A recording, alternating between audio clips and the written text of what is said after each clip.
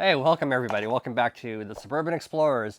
We're doing a simpler show this week. It's a time to kind of like pull in a little bit right now. So everything doesn't have to be an epic adventure. Sometimes it's really cool just to kind of do some research and do some exploring literally right in your own backyard, which is what we're going to do today. I was thinking about artifacts. What is an artifact? If I was to take this thing and throw it in the backyard and it got buried over time by rain and floods and storms and whatever else and leaves, eventually it would disappear into the ground, but it probably would survive for a number of years, maybe even 100 years, who knows? It's basically steel that's been galvanized with paint on it as well, and has a plastic handle, so there's a good chance some of this would survive, easily the handle would, 100 years from now. And I say 100 years because that's what defines an artifact basically by a lot of laws. Something that's been in the ground for over 100 years, whether that be, skeletal remains or whether it be objects, and they become, archaeological artifacts. They are evidence of what was there in the past. So I'm going to go literally out in my own backyard and poke around and see what I can find. See what the people who lived in this house 100 years ago left behind, possibly. This house has been here since around 1913, I'm told. So certainly there might be something out there. So let's go check it out. Let's go get the metal detector out and get some shovels and poke around and see what we can find. You never know.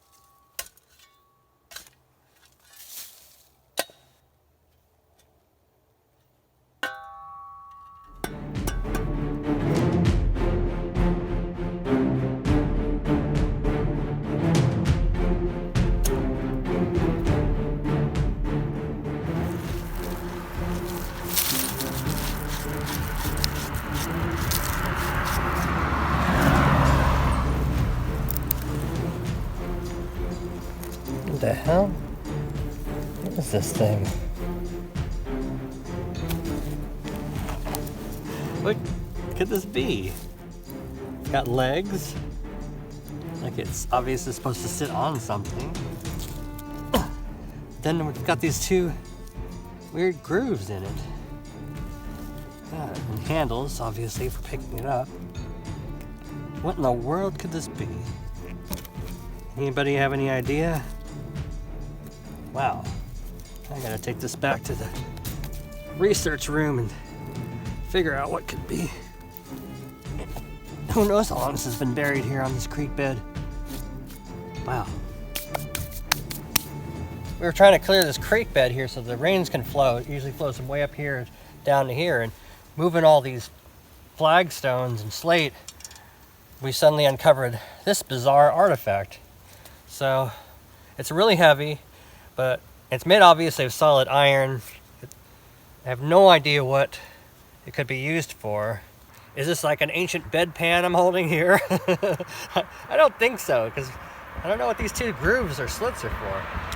It's another mystery on the Suburban Explorers. I love it. Artifacts are everywhere if you just keep your eyes open.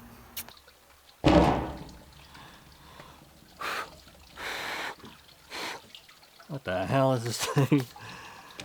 Well, you don't really know what you're dealing with, and God, it could be something, for all I know, not toxic, but God knows what's really, what this could be. I'm just gonna kind of poke around on it a little bit with these little dental tool things that I got from Harbor Freight. Let's see. Yeah, there's a lot of dirt just kind of impacted in here. I'm just trying to figure out how thick this is, this top there. Oh, I see that it's not very thick at all. It's pretty thin walled. I don't know. I don't know what this could be. It looks like there's something jammed in there. It's probably just a rock or something.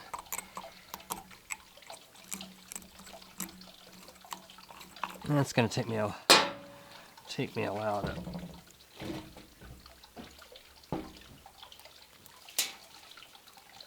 Oh man.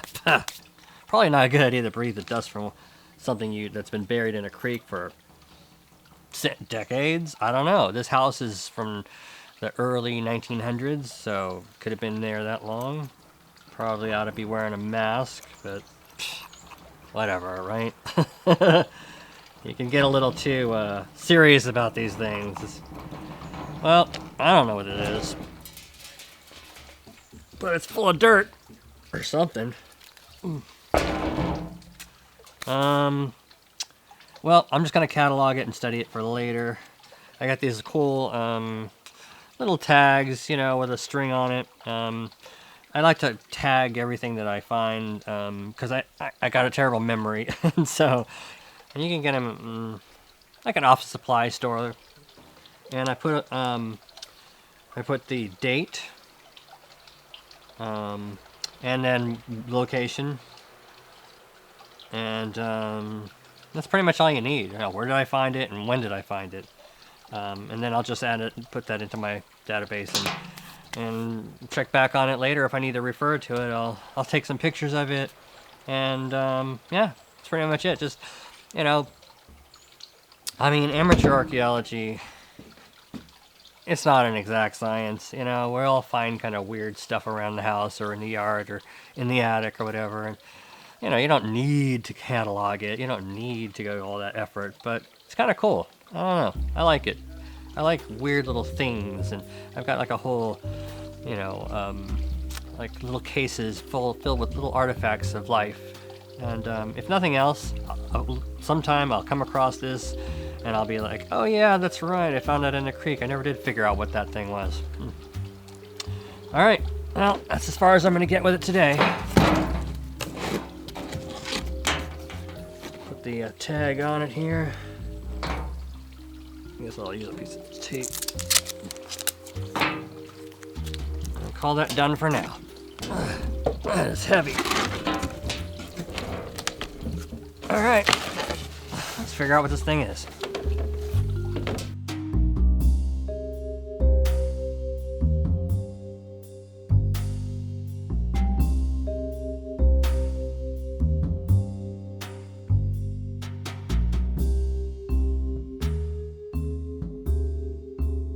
Alright, research time. I love this part. I'm gonna get my spectacles on. Love these little pince-nez from Thin Optics. Very cool. I like to share my gear secrets with you guys whenever I come across something that's useful. Alright, here we go. Alright. It's gonna be a tricky one. Where to begin? I don't even know what the artifact is. I have no idea how to start. What do you think? What do you think it is? I think it looks like a cooking thing to me. Some reason my instincts, and that's the thing. Sometimes you just got to reach out with your instincts, hold the object, think about the object, see what the object wants to tell you. You know, if you listen, get quiet, the object sometimes will tell you what it is, or at least hint at what it might have been for. So we know that the object is solid. It's made out of cast iron, most likely, and pretty thick. So it needed to be strong. It needed to be able to hold up to possibly heat, possibly hard use. Who knows? We know it's probably quite old, at least maybe 100 years old, judging from where it was found and how old the properties here are, and how there's no development here for the last like 150 years. What else? So I really feel like it's some kind of cooking thing. So maybe it was like a camp stove or something. I'm gonna look that up. Let's see, 1800s camp stove. No, these are all like wood burning stoves. Antique copper camp stove burner on Pinterest. People love to collect stuff, so that's why researching now and these days with the internet and everything is just so much better than it once was. Imagine having to go to the library and try to dig through books and books of things. Let's see, a lot of cool stuff in here, but nothing that looks like, well, maybe this. What's this thing?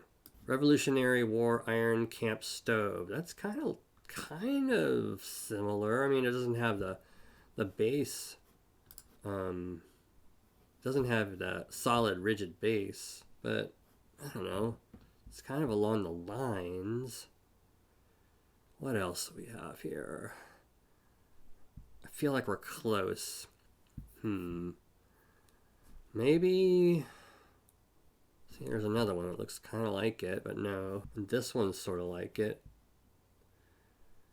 Okay, come on. Show me something. Show me something, Magic Internet 8-ball. Maybe it's not a stove. Maybe it's like, I don't know. Could it be a heater? Maybe it's not a stove, but it's like some kind of a heater. Like an old-fashioned heater. Like, look at this thing. This looks like some kind of...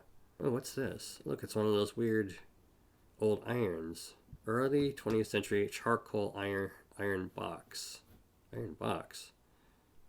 Antique sad iron. Sad iron? It doesn't look that sad. Sad iron with wooden handle. Okay, that's a weird term. Whenever you find kind of a weird term like that doesn't make sense, it's good to kind of cross-reference and look it up. Let's get another tab open here and see what sad iron is. I like to go to Wikipedia for that kind of stuff. Wikipedia.org. Awesome Wikipedia. Always donate to Wikipedia if you can. Look, they're asking for money again. I'll click that later. Sad iron. What is a sad iron?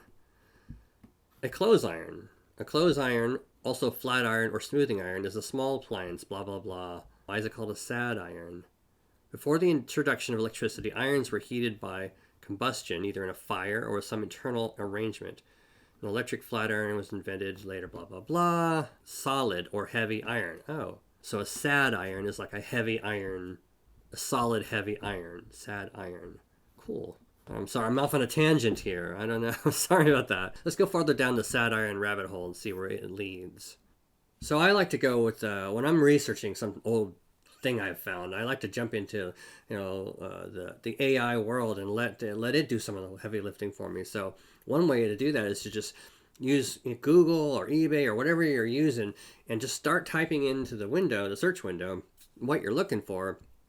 And then look at the list that pops down and the suggestions and see what it finds for you, because a lot of times it can jog your mind in a direction you didn't expect. Like when we put in sad iron, we look down the list and we see sad iron heater. That's interesting. Sad iron stove. See? Wood handle. So yeah, let's check that out. Sad iron heater.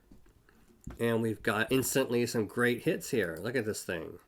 Wow. Okay, so this one, yeah, so they've got like a grill on top, and then they have these burners. And it looks like they sit on top of the thing that we found. These little, with probably some kind of wick that goes up into them.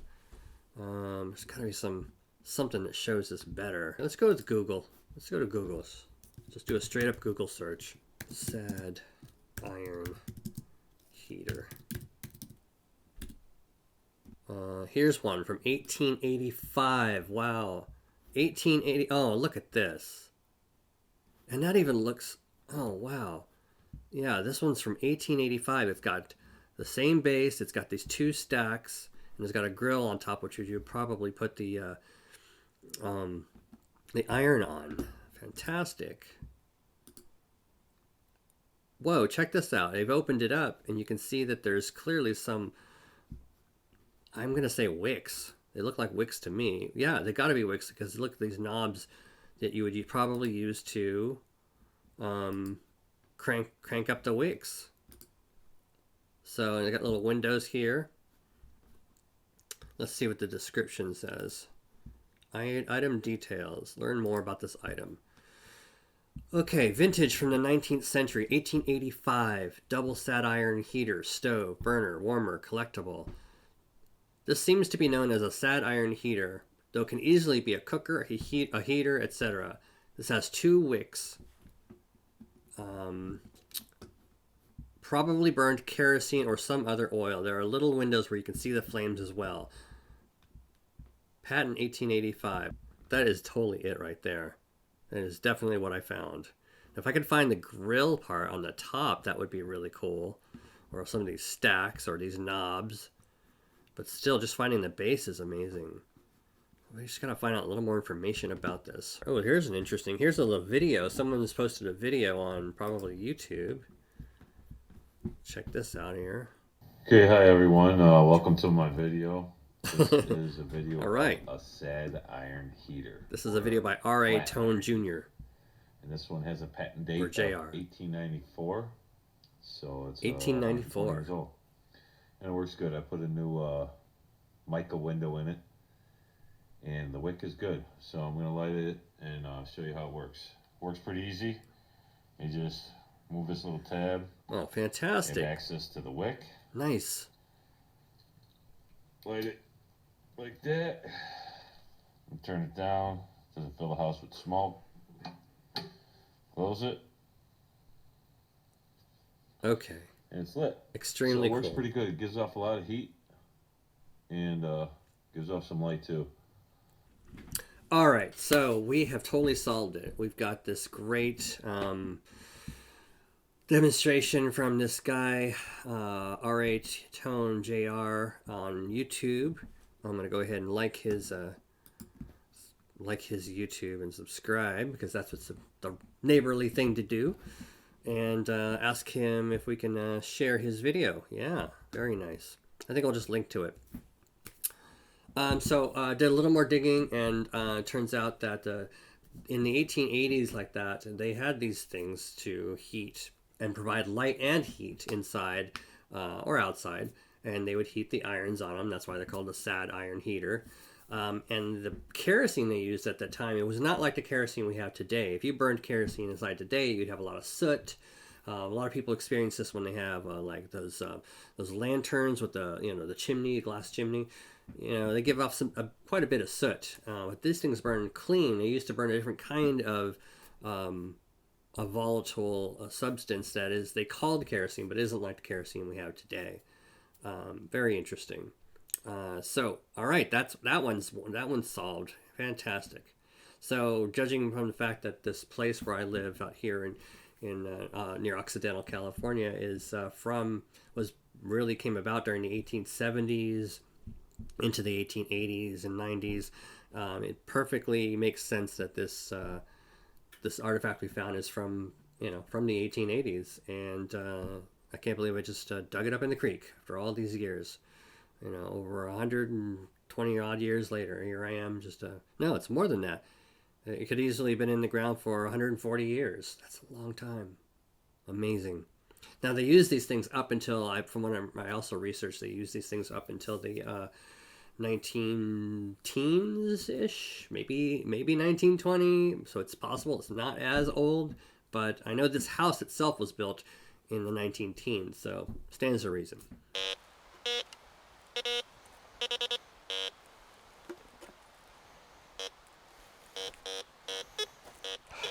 Oh, hey, how's it going? I'm back in the back down here at the creek where we found that iron artifact, and I'm trying to see if there's maybe some more.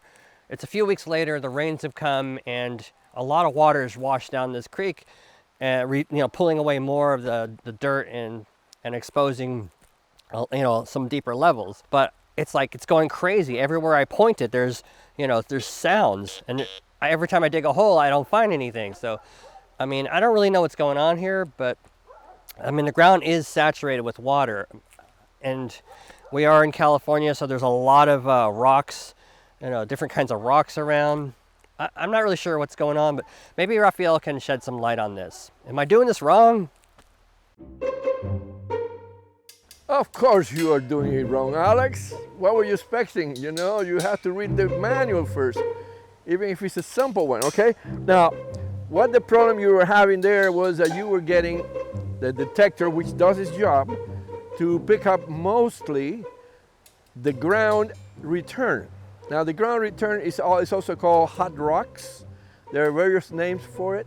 But primarily what it is, when you have a lot of terrain that is primarily volcanic, like you have in California, when the rocks break down, you're going to have a lot of iron pyrite and other minerals in there. So therefore, what you need to do is have a detector that can and will, hopefully, cancel that out. It will cancel. It's called ground return elimination, or there's various names for that. Now here in Florida, we don't have that problem so much, except at the beach, where you have salt water and you have sand brought in from up north, so the sand has some minerals too. But here, the only minerals will be primarily minor things that really are not going to affect your detector, Alex. Let me talk about this detector for a moment for your viewers. This is a, believe it or not, Harbor Freight detector.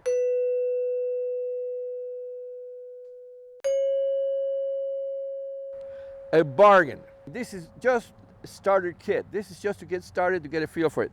Normally, something like this, you will use it with all metal, meaning, you know, everything that you will pick up is going to be either junk. In fact, 90% of it is going to be junk. Here, you hear that?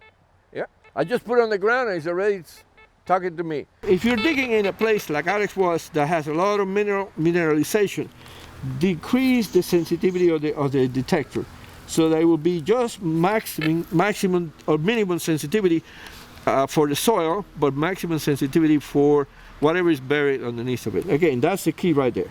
It is to decrease the sensitivity of your detector. All detectors that I know have that sensitivity mode.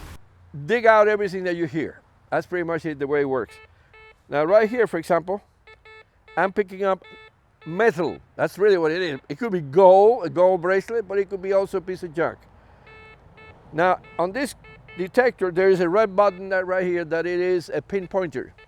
The pinpointer shows you exactly down where that thing is, whatever it is. Now, right here is the general area, but if I push the pinpointer down, right there is where it is. So I'm going to dig in there for a moment. I suggest that you should wear gloves. The reason for that is because in the ground, it could be glass particles. So you could start digging with your hand, or there could be some rusted nail, and then it's going to cost you time and money to go to the doctor and get a tetanus booster shot. If you start digging, you're going to find roots, and the shovel is not going to cut through the roots. So a small portable saw is a very good tool to have with you. You should leave the holes that you dig out just like you found them. Put everything right back. If you throw it all over the place, you're not going to be able to do that. So ideally, you should leave it in a way that nobody else will know that you were there. You need to make a plug, meaning that you need to go all the way around the edges and leave in the center of the plug where roughly is the artifact that you're looking for. It's also called a target. For metal detectors, you have to use the right terminology. The target is somewhere in the middle of that, or roughly around it. Now, we're ready. Okay. Oh, here's another thing you might want to remember. Anything metallic will interfere with the detector. So if you have a shovel that is metallic, and most of them are, just put it away from it, okay? Don't leave it right next to the detector. Turn the detector back on and then just check the dirt you took out. Okay, there. You hear that? Something in there tells me that there is, right there. Okay, put it away. Save your battery, turn it off for a moment, and then let's look in there and see what we got. Here's where you get your hands dirty. And you get a lot of worms too, oh, look at this. Two little wiggly worms. Imagine this was not a worm, but it would be a spider or a scorpion. The gloves really come handy. This little guy has gone to sleep right there. So we're gonna go ahead and put him back on the ground as soon as I finish there. All right, guys, just sleep for a little while.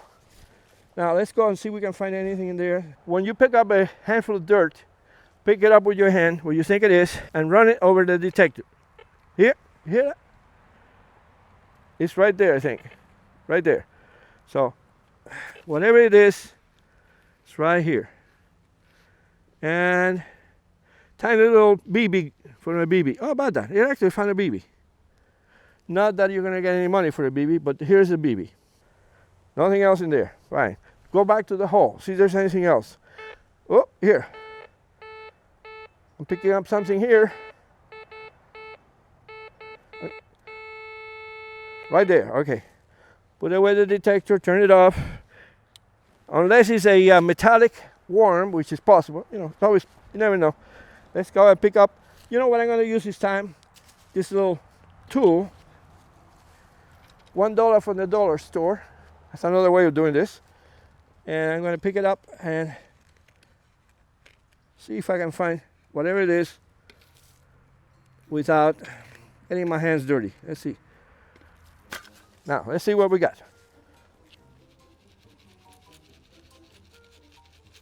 This is the same technique that Alex used in California, except that we're using a kitchen utensil right here to do this job.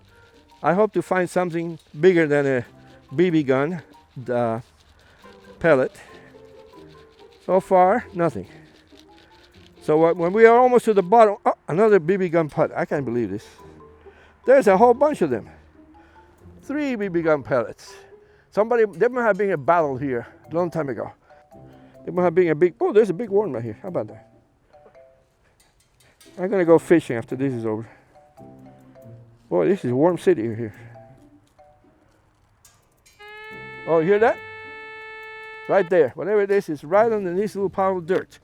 So I'm gonna go ahead and check it out. Ooh, I feel something in there. Let's see what it is. Ah, look, look, look. We got something metallic. What the hell is this? This is a strange artifact. Wow. Oh my goodness, look at that. We did find something. Look at that. That goes to show you this. Even this $40 tool can get metal. I have no idea what it is, but that's part of the research later on the internet, you know.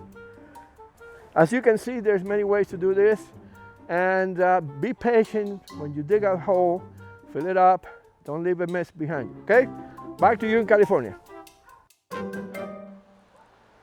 Oh, okay, I get it now. So the ground mineralization can throw off your metal detector if you don't have, you know, one of those really high-powered, good detectors. This is a middle-of-the-road detector. It's not the cheapest one. It's not the most expensive. So I've tuned it up a little bit using Rafael's tips, and I'm gonna, even though the ground is wet, it's gonna still throw me off somewhat. I'm still gonna see if I can use it to find something here. At least I'll be a little more in the ballpark. So let's just see what we can find.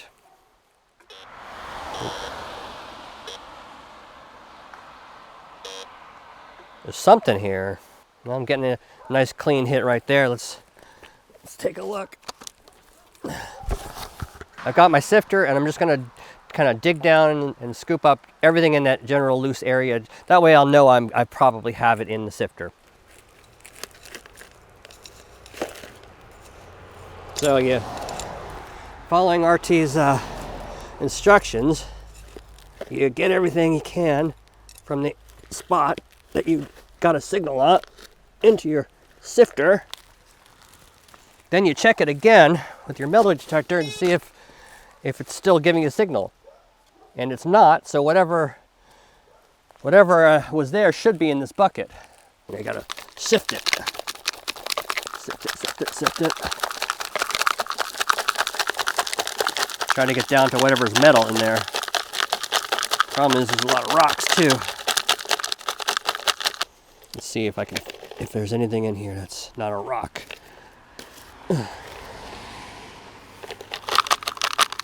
Now on the beach this is much easier because you got white sand, and it just it easily sifts right out. Here it could be this red rock that's throwing it off because there's a lot of iron in that. Yeah. No, I don't know. I think I might have missed it. Whatever it was, I don't think it's there. Okay, I'm gonna just dig around in this pile by hand.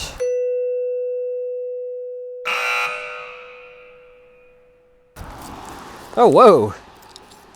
What the hell? Cool. Huh? Oh, it's not metal, but this looks good. This is like a, Oh man, that's awesome. What a stroke of luck it is. Primrose Salad Oil. Western Meat Company. This actually looks like an old bottle. I'm gonna have to look this up now. I gotta figure out if this is just like from, you know, today or, you know, a long time ago. So another artifact. God, this is a great spot. I'm telling you, it's like everything just kind of washes down and collects here. It's almost like gold panning, but for artifacts. So, all right, I'm gonna see what else I can find, and I'll be back with you after I check around a little bit more. Now that I've tuned my metal detector a bit better, it's saying iron, so it might just be a nail or an old can. Getting fairly strong reading. It's pretty close to the surface. Well, let's see what we got.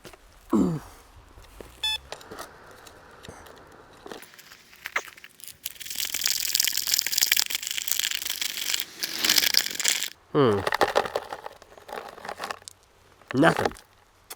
Damn. Okay. Let's see if there's something's still down there. So whatever it is still there. I didn't quite get it. That's too bad. I really thought we'd find something metal, since I'm using a metal detector. There's just too much mineralization here for it to really work right, I think. Shoot. All right, let me try a little bit more. I'm not ready to give up just yet. Got a good strong reading here. Come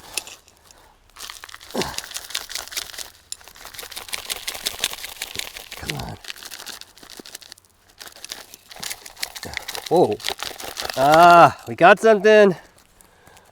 Whoa, what is this? Check it out.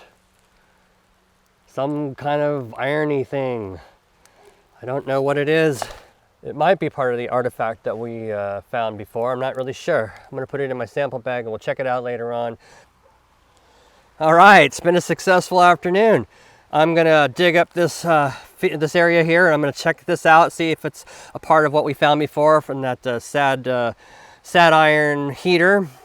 If it's not, maybe it's something else cool. Maybe it's nothing. I don't know. So I think this is definitely a really cool spot to dig around on some more and look for backyard artifacts. I hope that I can encourage you guys to get out and look for your own backyard artifacts.